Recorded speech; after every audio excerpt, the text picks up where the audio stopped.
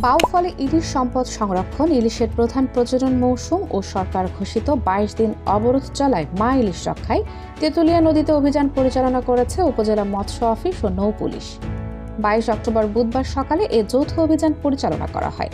অভিযানে বিপুল পরিমাণ কারেন্ট জাল জব্দ করা হয়েছে। মা ইলিশ ধরা রোধে পরিচালিত এই অভিযানে ২টি স্পিডবোট ও ২টি ট্রলার ব্যবহার করা হয়।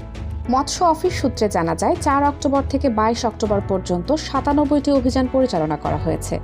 এতে ৭৬ জন জেলেকে ভ্রাম্যমাণ আদালতের মাধ্যমে বিভিন্ন মেয়াদে শাস্তি দেওয়া হয়েছে এবং ২ লক্ষ মিটারের অধিক কারেন্ট জাল ও ৩ লক্ষ টাকা জরিমানা আদায় করা হয়েছে।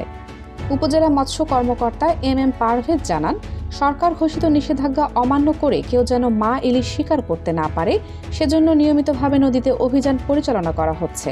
তার সাথে জেলেদের ও সচেতন করা হচ্ছে যাতে ইলিশের সুফল যেন তারাই ভোগ করতে পারে। তিনি আরও বলেন, লোকবল কম থাকায় তেঁতুলিয়ার ১০০ কিলোমিটার এলাকায় অভিযান পরিচালনা করতে অনেক সময় হিমশিম খেতে হয়।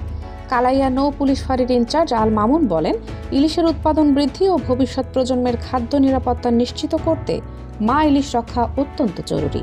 এরই ধারাবাহিকতায় আমরা নিয়মিত টহল দিয়ে থাকি।